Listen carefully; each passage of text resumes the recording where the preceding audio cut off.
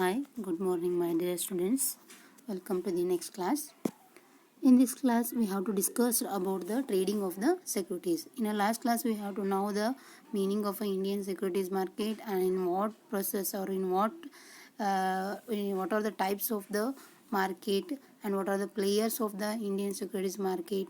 In this class, we have to know the meaning and the process of trading of securities, how they traded in a stock exchange market.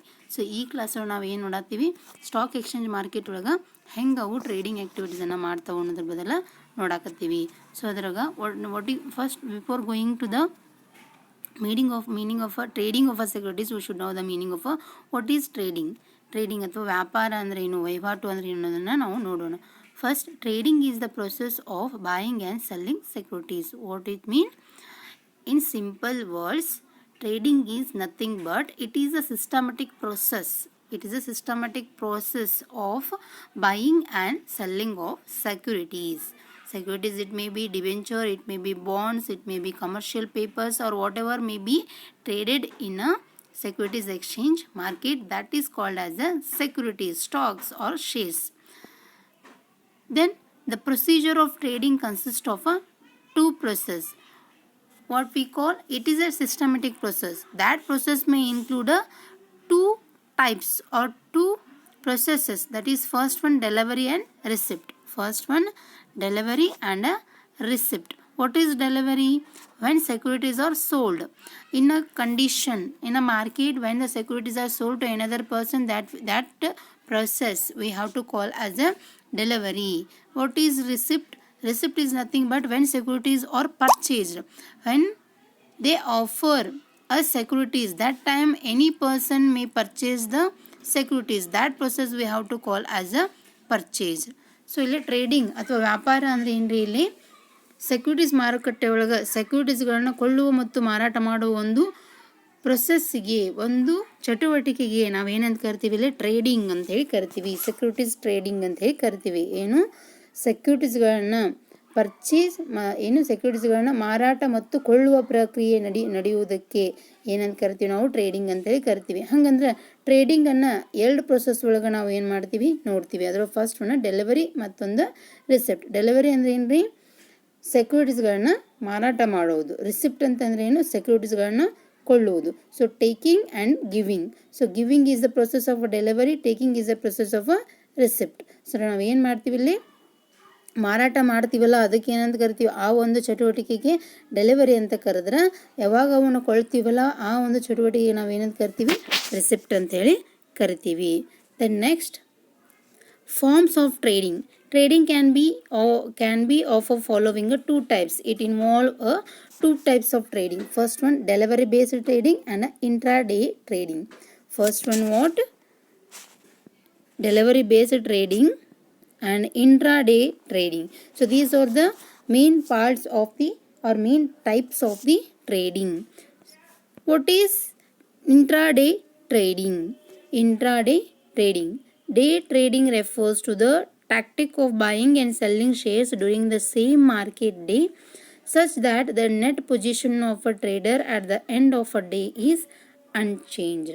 So it is a process of buying and selling activities of a securities take place in a similar day. What do you mean by intraday trading? In simple words, intraday trading is nothing but buying and selling of a securities buying and selling of securities takes place in a same day or during the same market day. That is called as a intraday trading. What is intraday trading? Is nothing but it is a process of buying and selling of securities will take place in the same working day or same market day. That is called as a intraday trading. So in such a situation that the net position of a trader at the end of the day is unchanged, means in the starting of the day we have to purchase some of the securities for having the aim of selling that securities in that same day. So after selling the securities in the same day, we have to get earnings or we have to bear a loss. So that position will be unchanged in a same day. So intraday trading ಅಂತಂದ್ರೆ ಏನ್ರಿ, ಇಲ್ಲಿ ಸೆಕ್ಯೂರಿಟೀಸ್ಗಳನ್ನು ಅಥವಾ ಸೆಕ್ಯೂರಿಟೀಸ್ಗಳನ್ನು ಶೇರ್ಸ್ಗಳನ್ನಾಗಿರ್ಬೋದು ಅಥವಾ share ಮಾರುಕಟ್ಟೆ ಸಲಕರಣೆಗಳು ಅಂತ ಏನು ಕರಿತೀವಿ ಅವುಗಳನ್ನ ನಾವು ಏನು ಮಾಡ್ತೀವಿ ಅದೇ ದಿನ ಅಂದರೆ ಸೇಮ್ ಡೇ ಅದೇ ಒಂದು ದಿನದೊಳಗೆ ನಾವು ಪರ್ಚೇಸ್ ಮಾಡ್ತೀವಿ, ಅದೇ ದಿನದೊಳಗೆ ನಾವು ಏನು ಮಾಡ್ತೀವಿ ಅದನ್ನು ಬಾಯ್ ಮಾಡ್ತೀವಿ. ಸೊ ಅದಕ್ಕೆ ಏನಂತ ಕರಿತೀವಿ ನಾವು ಇಂಟ್ರಾ ಡೇ ಟ್ರೇಡಿಂಗ್ ಅಂಥೇಳಿ ಕರಿತೀವಿ. ಅಂದ್ರೆ that is a Monday is a one day. In a Monday, in the starting of the day we have to purchase and the end of the day we have to sell. That process we have to call as a intraday trading. For example ಹೇಳಿದ್ರೆ Monday ಇದೊಂದು ದಿನದ consider ಮಾಡ್ತೀವಿ. ಅದ್ರೊಳಗೆ ಏನು Monday start ಆಗ್ತೈತಲ್ಲ ಅದು day start ಆಗ್ತೈತಲ್ಲ ಅವಾಗ ನಾವು ಕೆಲವೊಂದಿಷ್ಟು ಶೇರ್ಸ್ಗಳನ್ನು ಷೇರು ಮಾರುಕಟ್ಟೆ ಒಳಗೆ ಮಾರಾಟ ಮಾಡ್ತೀವಿ ಅಥವಾ ಪರ್ಚೇಸ್ ಮಾಡ್ತೀವಿ. ಅದೇ ಒಂದು ಶೇರ್ಸ್ಗಳನ್ನ ಏನು ಮಾಡ್ತೀವಿ ಆ ಒಂದು ದಿನ ಮುಕ್ತಾಯದ ಹಂತದೊಳಗೆ ಬಂದಾಗ ಅವುಗಳನ್ನ ನಾವೇನು ಮಾಡ್ತೀವಿ ಅವುಗಳನ್ನ ಸೆಲ್ ಮಾಡ್ತೀವಿ. ಸೊ ಈ ಒಂದು ಪ್ರೊಸೆಸ್ಸಿಗೆ ಏನಂತ ಕರಿತೀವಿ ನಾವು ಇಂಟ್ರಾ ಡೇ ಟ್ರೇಡಿಂಗ್ ಅಂತೇಳಿ ಕರಿತೀವಿ. ಅಂದ್ರೆ ಇಲ್ಲಿ ಏನಾಗ್ತೈತಿ the position of the security holder will change at the end of the day. ಇಲ್ಲಿ ಆ ದಿನ ಏನು ಮುಗಿತಿರ್ತೈತಿ ಅವಾಗ ಸೆಕ್ಯೂರಿಟಿ ಯಾರ ಹತ್ರ ಇರ್ತೈತಿ ಅವ್ರದ್ದು ಏನಾಗ್ತೈತಿ ಪೊಸಿಷನ್ ಚೇಂಜ್ ಆಗ್ತದೆ. ಅಂದರೆ ಅವರು ಸೆಕ್ಯೂರಿಟೀಸ್ಗಳನ್ನ ಮಾರಾಟ ಮಾಡೋದ್ರಿಂದ ಪ್ರಾಫಿಟ್ಟು ಆಗ್ಬೋದು, ಸೆಕ್ಯೂರಿಟೀಸ್ಗಳನ್ನ ಮಾರಾಟ ಮಾಡೋದ್ರಿಂದ ಲಾಸು ಆಗ್ಬೋದು. ಸೊ ಇದಕ್ಕೆ ಏನಂತ ಕರಿತೀವಿ changing of the condition of a trader. For example for the intraday trading, P is a person buys 100 shares of XYZ company limited. P is a single person. He may buy 100 shares of XYZ company limited and sells them during the same day. Remember the sentence, that is sells them during the same day. So P ಏನು ಮಾಡ್ತಾನೆ 100 ಶೇರ್ಸ್ಗಳನ್ನ XYZ ಕಂಪನಿಯಿಂದ purchase ಮಾಡ್ತಾನೆ. ಅದೇ ಶೇರ್ಸ್ಗಳನ್ನ ಅದೇ 100 ಶೇರ್ಸ್ಗಳನ್ನ ಅವ ಏನು ಮಾಡ್ತಾನೆ ಅದೇ ಸೇಮ್ ಡೇ ಒಳಗೆ ಅವ ಏನು ಮಾಡ್ತಾನೆ ಸೆಲ್ ಮಾಡ್ತಾನೆ. He is said to be indulging in day trading. So ಅದಕ್ಕಿಂತ ಇವ ಏನಾಗತ್ತಾನ ಒಂದು ದಿನದ ಟ್ರೇಡಿಂಗ್ ಅಂತ ಏನು ಕರಿತೀವಿ, ಒಂದು ದಿನದ ವ್ಯಾಪಾರ ಅಥವಾ ಅದೇ ದಿನದ ವ್ಯಾಪಾರ ಅಂತ ಏನು ಕರಿತೀವಿ ಅದರೊಳಗೆ ಇನ್ವಾಲ್ವ್ ಆಗ್ಯಾನ ಅಂತ ಹೇಳ್ತೀವಿ. So the difference between the purchase and the sale prices determines the gains or losses.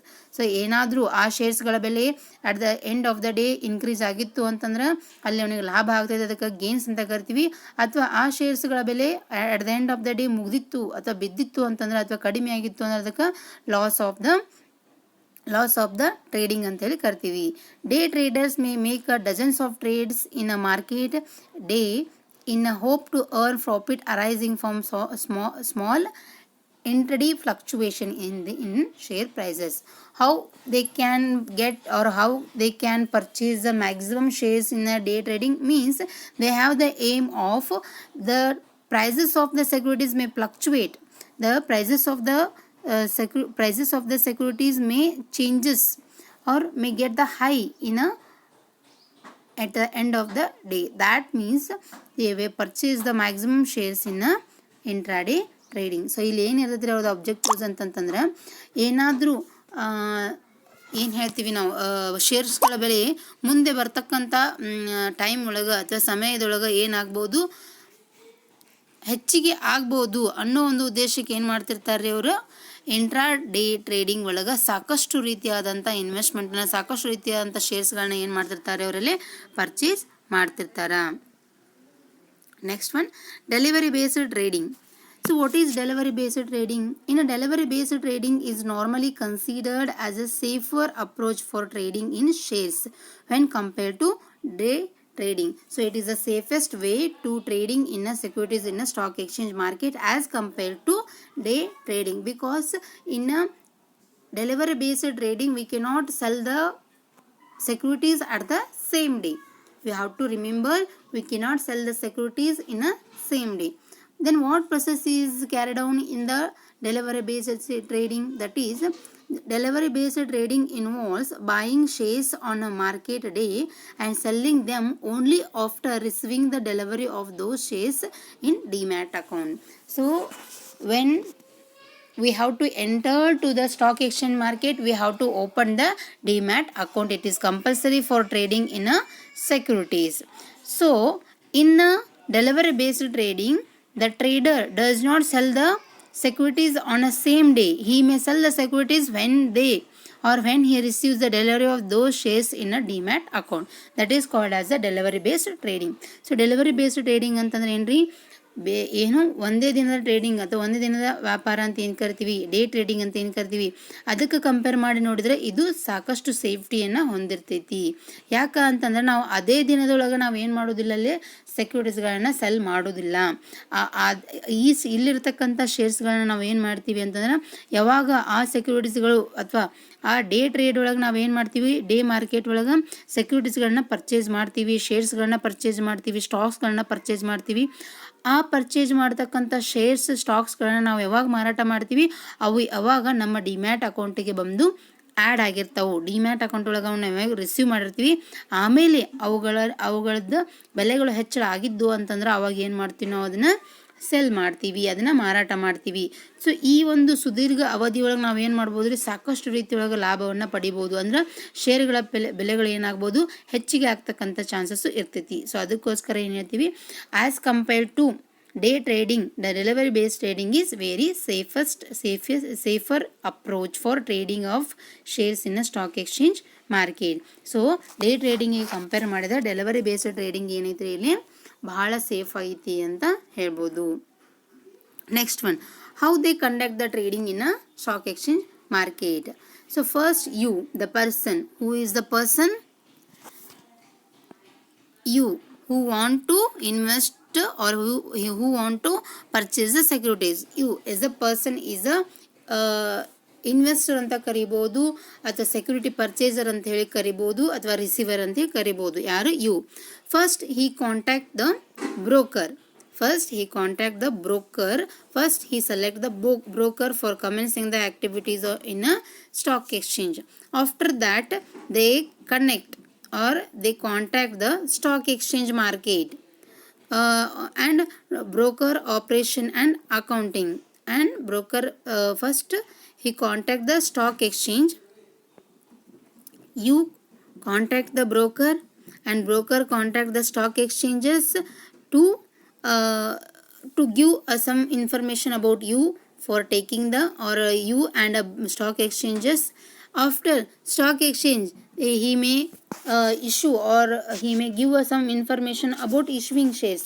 After he go to the brokerage operation and accounting. He may go to the broker operation and accounting. Then after that they were confirm trade and confirm trade and confirm trade in between these three persons. And lastly he may mails or emails confirmed statement is enforced by the broker to the who invest in a investment market. So what type of process is carried out in the stock exchange market? First new I think you are the person to have a capital to invest in a stock exchange market. ನೀವೇನು ನಿಮ್ಮ ಹತ್ರ ಏನಿದ್ರೆ ಬಂಡವಾಳ ಇರ್ತೈತಿ, ಅದನ್ನ ಏನು ಮಾಡ್ತೀರಿ ನೀವು stock exchange market ಒಳಗೆ ಇನ್ವೆಸ್ಟ್ಮೆಂಟ್ ಮಾಡಿ ಶೇರ್ಸ್ ಸ್ಟಾಕ್ಸ್ ಬಾಂಡ್ಸ್ಗಳನ್ನ ಪರ್ಚೇಸ್ ಮಾಡ್ಬೇಕಂತ ಇಟ್ಕೊಂಡಿರ್ತೀರಿ. ಸೊ ಆದ್ರೆ ನಿಮ್ಗೆ ಸ್ಟಾಕ್ ಮಾರ್ಕೆಟ್ ಬಗ್ಗೆ ಡೀಟೇಲ್ ಆಗಿ ಏನು ಗೊತ್ತಿರೋದಿಲ್ಲ ರೀ, ಇನ್ಫಾರ್ಮೇಷನ್ನು ಗೊತ್ತಿರೋದಿಲ್ಲ. ಸೊ ಅವಾಗ ನೀವೇನು ಮಾಡ್ತೀರಿ, you take the help of the broker. ನೀವೇನು ಮಾಡ್ತೀವಿ, ಬ್ರೋಕರ್ ಹೆಲ್ಪನ್ನು ತೊಗೋತೀರಿ. ಸೊ ಯಾರು ಹೆಲ್ಪ್ ತೊಗೋತೀರಿ? Broker help. ಸೊ ಬ್ರೋಕರ್ ಏನು ಮಾಡ್ತಾನೆ, ನಿಮಗೆ ಬೇಕಾದಂಥ ಮಾಹಿತಿಯನ್ನು ತಗೊಳ್ಳಿಕ್ಕೆ ಸ್ಟಾಕ್ ಎಕ್ಸ್ಚೇಂಜಸ್ಗೆ ಅಪ್ರೋಚ್ ಮಾಡ್ತಾನೆ, ಸ್ಟಾಕ್ ಎಕ್ಸ್ಚೇಂಜ್ಗೆ ಅಪ್ರೋಚ್ ಮಾಡ್ತಾನೆ. ಆಮೇಲೆ ಅವ್ರು ಏನು ಮಾಡ್ತಾನೆ, ಯಾವ ಶೇರ್ಸ್ಗಳು ಇಶ್ಯೂ ಆಗ್ಯಾವು, ಅದ್ರ ಬೆಲೆ ಏನು, ಎಷ್ಟು ವ್ಯಾಲಿಡಿಟಿ ಐತಿ, ಎಷ್ಟು ಮೆಚುರಿಟಿ ಪೀರಿಯಡ್ ಐತೆ ಅನ್ನೋದನ್ನು ಬ್ರೋಕರ್ಗೆ ಹೇಳ್ತಾನೆ. ಸೊ ಬ್ರೋಕರ್ ಏನು ಮಾಡ್ತಾನೆ, after that broker they give the information to you and he open the brokerage operation and accounting. ಏನು ಮಾಡ್ತಾನೆ ಬ್ರೋಕರ್, ನಮಗೆ ಅದ್ರ ಬದಲು ಇನ್ಫಾರ್ಮೇಷನ್ನು ಕೊಡ್ತಾನೆ. ನಂತರ ಏನು ಮಾಡ್ತಾನೆ, ತನ್ನ ಬ್ರೋಕರ್ ಆಪ್ರೇಷನ್ಗೆ ಏನೈತಿ ಅದ್ರ ಬೇಕಾದಂಥ ಅಕೌಂಟ್ ಮೇಂಟೈನ್ ಮಾಡ್ತಾನೆ. ಅದ್ರ ಬದಲು ಏನು ಮಾಡ್ತಾನೆ ರೀ ಅವ, ಕಮಿಷನ್ಸ್ಗಳನ್ನ ಚಾರ್ಜ್ ಮಾಡ್ತಾನೆ. ಸೊ ನೆಕ್ಸ್ಟ್ ಏನು ಮಾಡ್ತಾನೆ, ಇದು ಒಂದು ಮಾಹಿತಿಯನ್ನು ತಗೋದ್ಮ್ಯಾಗ ಹಿ ಸಬ್ಮಿಟ್ ಆರ್ಡರ್ಸ್ ಯಾರಿಗೆ ಪಾಸ್ ಮಾಡ್ತಾನೆ, ಸ್ಟಾಕ್ ಎಕ್ಸ್ಚೇಂಜಸ್ಗೆ ಅವ ಏನು ಮಾಡ್ತಾನೆ, ಆರ್ಡರನ್ನು ಕೊಡ್ತಾನೆ. ಸೊ ಆರ್ಡರ್ ಪಾಸ್ ಆದಮೇಲೆ ಟ್ರೇಡಿಂಗ್ ಅನ್ನೋದು ಏನಾಗ್ತೈತಿ, ನಮಗೂ ಕೂಡ ಕನ್ಫರ್ಮ್ ಆಗ್ತೈತಿ, ಬ್ರೋಕರ್ಗೂ ಕನ್ಫರ್ಮ್ ಆಗ್ತೈತಿ, ಸ್ಟಾಕ್ ಎಕ್ಸ್ಚೇಂಜಿಗೂ ಕನ್ಫರ್ಮ್ ಆಗ್ತೈತಿ.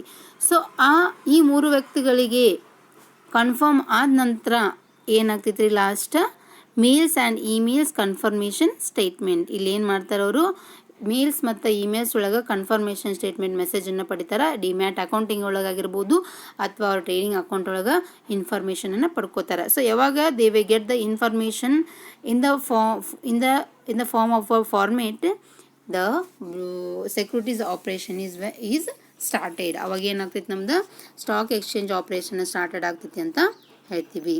Then next, structure of a security market. So what is the brief or what is the structure of the securities market? So securities market include main three securities: equity market or debt market and a derivative market. What type of securities are traded in equity market? Primary equity market and a secondary equity market. Then what type of debt market is include? Government securities, corporate security debt market and a money market. Then derivatives, option market and a forward market. So these are the some important securities are traded in a stock exchange or securities market. Then next meaning of trading of securities means what? Trading of securities means buying and selling of securities at a specified price, prescribed price, fixed prices. We have to buy and sell the securities. So first you should remember that specific price. So prices are fixed by the authorized body to the securities, that is the SEBI. SEBI was specifically charged the prices for securities. So ಇಲ್ಲಿ specified ಪ್ರೈಸಿಗೆ ನಾವು ಏನು ಮಾಡ್ತೀವಿ, ಇಲ್ಲಿ ಶೇರ್ಸ್ಗಳನ್ನ ಮಾರಾಟ ಮತ್ತು ಪರ್ಚೇಸನ್ನು ಮಾಡ್ತೀವಿ. So specified price is nothing but it is selling price or purchasing price. So ಅದಕ್ಕೆ ಏನಂತ ಕರಿತೀವಿ, ನಾವಿಲ್ಲಿ ಸೆಕ್ಯೂರಿಟೀಸ್ ಅಂತ ಕರಿತೀವಿ ಅಥವಾ ಸ್ಪೆಸಿಫಿಕ್ ಪ್ರೈಸ್ ಅಂತೇಳಿ ಕರಿತೀವಿ. ಸೊ ಹಂಗಂದ್ರೆ ಏನ್ರಿ, ಇಲ್ಲಿ trading of securities means what? ನಾವೇನು ಮಾಡ್ತೀವಿ, ಶೇರ್ಸುಗಳನ್ನು ನಿರ್ದಿಷ್ಟಪಡಿಸಿದ ಬೆಲೆಗೆ ಮಾರಾಟ ಮತ್ತು ಕೊಳ್ಳುವಿಕೆಯನ್ನು ಮಾಡುವಂಥ ಪ್ರಕ್ರಿಯೆಗೆ ಏನಂತೀವಿ ನಾವು? ಟ್ರೇಡಿಂಗ್ ಆಫ್ ಸೆಕ್ಯೂರಿಟೀಸ್ ಅಂತ ಕರಿತೀವಿ. ಅಂದ್ರೆ ನಿರ್ದಿಷ್ಟಪಡಿಸಿದ ಷೇರುಗಳಿಗೆ ಅಥವಾ ಸೆಕ್ಯೂರಿಟೀಸ್ಗಳಿಗೆ ನಿರ್ದಿಷ್ಟಪಡಿಸಿದ ಬೆಲೆಗೆ, ಖಚಿತ ಬೆಲೆಗೆ ಮಾರಾಟ ಮತ್ತು ಕೊಳ್ಳುವಿಕೆಯನ್ನು ಮಾಡುವಂಥ ಪ್ರಕ್ರಿಯೆಗೆ ಏನಂತ ಕರಿತೀವಿ? ಟ್ರೇಡಿಂಗ್ ಆಫ್ ಸೆಕ್ಯೂರಿಟೀಸ್ ಅಂತ ಕರಿತೀವಿ. Security trading on the stock exchange can be classified into two types. One is a government securities and another one is a private securities. So what is government securities? Government securities are the tradable instrument which are issued by the central government and a state government. So these are securities only issued by the central government and a state government. Usually the period of a security is very less. Usually such securities are short term in nature, means maturity period of these securities are less than 1 year. So in this market the bonds are issued, treasury bills are issued, and also long term government bonds are also issued in this market. Then in India, central government issue both treasury bills as well as the government bonds, but state government issues only bonds. In our country, the central government issued both treasury bills and bonds, but in state government that issues only bonds to the public. Such government securities are risk-free instrument. So such government securities are a risk-free investment because it have a safety, liquidity and marketability. So for we have to call as it is a risk-free investment. So government securities ಒಳಗೆ ಏನು ಮಾಡ್ತೀವಿ, ಏನು trading of ಸೆಕ್ಯೂರಿಟೀಸ್ಗಳನ್ನ ಎರಡು ರೀತಿ ಒಳಗೆ ಮಾಡ್ತೀವಿ. ಒಂದು government securities ಮತ್ತು ಪ್ರೈವೇಟ್ ಸೆಕ್ಯೂರಿಟೀಸ್ ಅಂತೇಳಿ. ಗೌರ್ಮೆಂಟ್ ಸೆಕ್ಯೂರಿಟೀಸ್ ಅಂತಂದ್ರೆ ಏನ್ರಿ, ಇವುಗಳು ಏನಿರ್ತಾವು, ಇಲ್ಲಿ ಟ್ರೇಡಿಂಗ್ ಮಾಡ್ತಕ್ಕಂಥವು ಏನಿರ್ತಾವೆ, ಗೌರ್ಮೆಂಟ್, ಸ್ಟೇಟ್ ಗೌರ್ಮೆಂಟ್ ಮತ್ತು ಸೆಂಟ್ರಲ್ ಗೌರ್ಮೆಂಟ್ಗಳು ಏನು ಮಾಡ್ತಾರೆ, ಈ ರೀತಿಯಾದಂಥ ಸೆಕ್ಯೂರಿಟೀಸ್ಗಳನ್ನ ಇಶ್ಯೂ ಮಾಡ್ತಾರೆ. ಆ ಸೆಕ್ಯೂರಿಟೀಸ್ಗಳ ಏನಿರ್ತೈತಿ, ಏನು ಪೀರಿಯಡ್ ಅಂತ ಏನು ಕರಿತೀವಿ ಅದು ಏನಿರ್ತೈತಿ ಯಾವಾಗಲೂ ಶಾರ್ಟ್ ಪೀರಿಯಡ್ ಇರ್ತೈತಿ. ಅಂದರೆ 1 ಇಯರ್ ಒಳಗೆ ಅದ್ರ ಮೆಚುರಿಟಿ ಪೀರಿಯಡ್ ಏನಾಗ್ತೈತಿ ಮುಗಿದು ಬಿಡ್ತೈತಿ. ಅಂತ ಒಂದು ಶೇರ್ಸ್ಗಳನ್ನ ಏನು ಮಾಡ್ತಾರೆ ಇಲ್ಲಿ ಇಶ್ಯೂ ಮಾಡ್ತಾರೆ. ಸೆಂಟ್ರಲ್ ಗೌರ್ಮೆಂಟ್ ಏನು ಮಾಡ್ತೈತಿ ಟ್ರೆಜರಿ ಬಿಲ್ಸ್ ಮತ್ತು ಬಾಂಡ್ಸ್ಗಳನ್ನ ಎರಡೂಗಳನ್ನ ಇಶ್ಯೂ ಮಾಡ್ತೈತಿ. ಆದರೆ ಸ್ಟೇಟ್ ಗೌರ್ಮೆಂಟ್ ಏನು ಮಾಡ್ತೈತಿ ಬಾಂಡ್ಸ್ಗಳನ್ನಷ್ಟೇ ಏನು ಮಾಡ್ತೈತಿ ಇಶ್ಯೂ ಮಾಡಲಿಕ್ಕೆ ಇದಕ್ಕೆ ಅಧಿಕಾರನ ಹೊಂದಿರ್ತೈತಿ. ಈ ಒಂದು ಉದ್ದೇಶಕ್ಕೋಸ್ಕರ ನಾವೇನು ಮಾಡ್ತೀವಿ ಗೌರ್ಮೆಂಟ್ ರೀತಿ ಒಳಗೆ ಇಲ್ಲಿ ಇನ್ವೆಸ್ಟ್ಮೆಂಟ್ ಮಾಡಿರೋದ್ರಿಂದ ಈ ಶೇರ್ಸ್ಗಳು ರಿಸ್ಕ್ ಫ್ರೀ ಅಂದರೆ ಇಲ್ಲಿ ನಷ್ಟ ಭಯ ಸ್ವಲ್ಪ ಕಡಿಮೆ ಐತಿ ಅಂತ ನಾವು ಹೇಳ್ಬೋದು. ಯಾಕಂದರೆ ಇಲ್ಲಿ ಒಂದೇ ವರ್ಷಕ್ಕೆ ನಾವು ಏನು ಮಾಡ್ತೀವಿ ಸೆಕ್ಯೂರಿಟೀಸ್ ಒಳಗೆ ಇನ್ವೆಸ್ಟ್ಮೆಂಟ್ ಮಾಡ್ತೀವಿ. ಅದೇ ರೀತಿಯೊಳಗೆ ಇಲ್ಲಿ ನಿಮ್ಗೆ ಗೌರ್ಮೆಂಟ್ ಥ್ರೋ ಶೇರ್ಸ್ಗಳು ಅಥವಾ ಬಾಂಡ್ಸ್ಗಳು ಅಥವಾ ಏನು ಹೇಳ್ತೀವಿ ನಾವು ಟ್ರೆಜರಿ ಬಿಲ್ಸ್ಗಳು ಇಶ್ಯೂ ಆಗಿರ್ತಾವೆ. ಅದಕ್ಕೋಸ್ಕರ ಇಲ್ಲಿ ಸೇಫ್ಟಿ ಅನ್ನೋದು ಜಾಸ್ತಿ ಇರ್ತೈತಿ. 1 ವರ್ಷ ಅಷ್ಟೇ ಇದ್ರದ್ದು ಮೆಚುರಿಟಿ ಇರೋದ್ರಿಂದ ಇಲ್ಲಿ ಮಾರ್ಕೆಟಬಿಲಿಟಿ ಮಾರುಕಟ್ಟೆ ಮಾಡ್ತಕ್ಕಂಥ ಚಾನ್ಸಸ್ಗಳು ಜಾಸ್ತಿ ಇರ್ತಾವೆ. ಅದಕ್ಕೋಸ್ಕರ ಈ ಶೇರ್ಸ್ಗಳನ್ನ ನಾವು ಏನಂತ ಕರಿತೀವಿ ರೀ ಇಲ್ಲಿ risk free securities, risk free instrument ಅಂತೇಳಿ ಕರಿತೀವಿ. Next one private securities. Private securities include equity shares, preference shares, bonds, debentures issued by private corporate sector. So purely these securities are private securities are issued by the private corporate sector or private people. In the private securities they may introduce or they may issue shares, equity shares, preference shares, debentures, bonds. All type of securities are issued in this market, and to sell these instrument companies must have to get listed their securities in a stock exchange. Without listing of the securities in a stock exchanges it cannot commence the business in a private securities. It must list their securities in a stock exchange market. So private securities ಅಂದರೆ ಯಾವ್ರಿ ಇಲ್ಲಿ ಖಾಸಗಿ ಸೆಕ್ಯೂರಿಟೀಸ್ಗಳಂತ ಕರಿತೀವಿ ನಾವು. ಯಾವುವು ಅಂತಂದ್ರೆ ಈ ಸೆಕ್ಯೂರಿಟೀಸ್ಗಳ ಇಲ್ಲಿ ಈ ಒಂದು ಸೆಕ್ಯೂರಿಟೀಸ್ಗಳು ಯಾವ್ಯಾವ ಇರ್ಬೋದು ಪ್ರಿಫರೆನ್ಸ್ ಶೇರ್ಸ್ ಇರ್ತಾವ್ರಿ, ಇಕ್ವಿಟಿ ಶೇರ್ಸ್ ಇರ್ತಾವ್ರಿ, ಬಾಂಡ್ಸ್ ಇರ್ತಾವೆ, ಡಿಬೆಂಚರ್ಸ್ ಇರ್ತಾವೆ. ಇವುಗಳನ್ನ ಕಾರ್ಪೊರೇಟ್ ಸೆಕ್ಟರ್ ಅಂದ್ರೆ ಖಾಸಗೀಕೃತವಾಗಿರ್ತಕ್ಕಂಥ ಸೆಕ್ಟರ್ಸ್ಗಳು ಏನು ಮಾಡ್ತಾವೆ ಈ ರೀತಿಯಂಥ ಶೇರ್ಸ್ಗಳನ್ನ ಇಶ್ಯೂ ಮಾಡ್ತಾವೆ. ಈ ಶೇರ್ಸ್ಗಳನ್ನ ನಾವು ಇಶ್ಯೂ ಮಾಡಬೇಕಾದ್ರೆ ನಾವು ಸ್ಟಾಕ್ ಎಕ್ಸ್ಚೇಂಜ್ ಮಾರ್ಕೆಟ್ ಒಳಗೆ ನಮ್ಮ ಶೇರ್ಸ್ಗಳನ್ನು ಅಥವಾ ನಮ್ಮ ಸೆಕ್ಯೂರಿಟೀಸ್ಗಳನ್ನ ಲಿಸ್ಟ್ ಮಾಡಿಸ್ಬೇಕಾಗ್ತೈತಿ. ಲಿಸ್ಟಿಂಗ್ ಆಫ್ ಸೆಕ್ಯೂರಿಟೀಸ್ಗಳನ್ನ ಅಥವಾ ಅಲ್ಲಿ ರಿಜಿಸ್ಟ್ರೇಷನ್ ಮಾಡಿಸಿ ಆಮೇಲೆ ನಾವೇನು ಮಾಡ್ಬೋದು ಸ್ಟಾಕ್ ಮಾರ್ಕೆಟ್ ಒಳಗೆ ಇವುಗಳನ್ನ ಪರ್ಚೇಸ್ ಆ್ಯಂಡ್ ಸೆಲ್ಲನ್ನು ಮಾಡ್ಬೋದು. So these are the two importance way we have to invest or we have to purchase our securities. That is the first one government securities and another one is a private securities. Then trading process in a stock exchange. How we can trade in a stock exchange? First we have to final settlement, then next selection of broker, then next placing the order, executing the order and preparing contact notes. So first is the stage is a final settlement, is nothing but a selection of a broker. So in a first stage we have to select the broker. Why? We don't have the full information or full image or full information about the stock exchange market, where to invest, how to invest and what securities we have to purchase.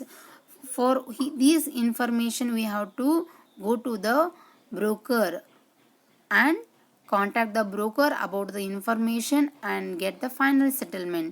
ನಾವೇನು ಮಾಡ್ತೀವಿ first broker ಕಡೆ ಹೋಗ್ತೀವಿ, ಹೋಗಿ ಏನು ಮಾಡ್ತೀವಿ ಅವನ ಕಡೆ securities ಮಾರುಕಟ್ಟೆ ಬಗ್ಗೆ ಪೂರ್ಣವಾದಂಥ ಮಾಹಿತಿಯನ್ನು ಪಡ್ಕೋತೀವಿ. ಆ ಮಾಹಿತಿ ಆಧಾರದ ಮೇಲೆ ನಾವೇನು ಮಾಡ್ತೀವಿ ಸೆಕ್ಯೂರಿಟೀಸ್ ಒಳಗೆ ಇನ್ವೆಸ್ಟ್ಮೆಂಟನ್ನು ಮಾಡ್ತೀವಿ. Then next selection of a broker, ಅದರ ಫೈನಲ್ ಸೆಟಲ್ಮೆಂಟ್ ಆದ್ಮೇಲೆ ಬ್ರೋಕರನ್ನು ಸೆಲೆಕ್ಟ್ ಮಾಡ್ತೀವಿ ಅಥವಾ opening a demat account. So for demat account is compulsory for trading in a securities market. I would say in a beginning the demat account is compulsory for trading in a stock exchange market. So first we have to open the demat account. Dematerialization account, it means it is an account to convert the physical copy of a securities into a electronic form. So demat ಅಕೌಂಟನ್ನು open ಮಾಡಬೇಕು. Final settlement ಆಗಿರ್ತೈತಿ, broker selection ಆಗ್ತೈತಿ. ನಾವು ಏನು ಮಾಡ್ಬೇಕ್ರಿ demat ಅಕೌಂಟನ್ನು open ಮಾಡಬೇಕು. Demat account open ಮಾಡಿ ಥರ್ಡ್ ಏನ್ರಿ ಪ್ಲೇಸಿಂಗ್ ದ ಆರ್ಡರ್. ನಾವು ಏನು ಮಾಡ್ಬೇಕ್ರಿ ಪ್ಲೇಸಿಂಗ್ ದ ಆರ್ಡರನ್ನು ಪ್ಲೇಸ್ ಮಾಡಬೇಕು. ಅಂದರೆ ಯಾವ ಸೆಕ್ಯೂರಿಟೀಸನ್ನು ನಾವು ಇನ್ವೆಸ್ಟ್ಮೆಂಟ್ ಮಾಡಕತ್ತೀವಿ ಅದರೊಳಗೆ ನಾವು ಏನು ಮಾಡಬೇಕು ಕ್ಯಾಪಿಟಲ್ ಇನ್ವೆಸ್ಟ್ಮೆಂಟ್ ಮಾಡಿ ಅದನ್ನು ನಾವು ಪರ್ಚೇಸ್ ಮಾಡಬೇಕು. Then executing the order, execution of the order. So ನಾವೇನು ಮಾಡ್ತೀವಿ ಫೋರ್ತ್ ಒಳಗೆ ಆರ್ಡರನ್ನು ಎಕ್ಸಿಕ್ಯೂಟ್ ಮಾಡ್ತೀವಿ. ಸೊ ಇಲ್ಲಿ ಏನು ಮಾಡ್ತೀವಿ ನಾವು ಕ್ಲಿಯರ್ ಆಗಿ ಯಾವುದು ಒಂದು ನಾವು ಸೆಲೆಕ್ಟ್ ಮಾಡಿರ್ತೀವಿ ಸೆಕ್ಯೂರಿಟೀಸನ್ನು ಅದನ್ನು ಕರೆಕ್ಟಾಗಿ ಅದನ್ನು ಪ್ರೊಸೆಸ್ ಒಳಗೆ ಹಾಕ್ತೀವಿ. Then preparing contract note then settlement ಅಂದ್ರೆ ಇಲ್ಲಿ ಫೈನಲ್ ಆಗಿ ನಮ್ದು ಏನು ಕಾಂಟ್ರಾಕ್ಟ್ ಏರ್ಪಟ್ಟಿರ್ತದೆ ಅದ್ರ ಬಗ್ಗೆ ನೋಟ್ ಬರ್ತೀವಿ, ಅವ್ರಿಗೆ ಹೋಗ್ಬೇಕಾದಂಥ ಸೆಟಲ್ಮೆಂಟನ್ನು ಫುಲ್ಲಿ ಕಂಪ್ಲೀಟ್ ಮಾಡ್ತೀವಿ. So this is the brief information about the trading of securities and a way of trading of securities. And next class we came with a new concept. Thank you.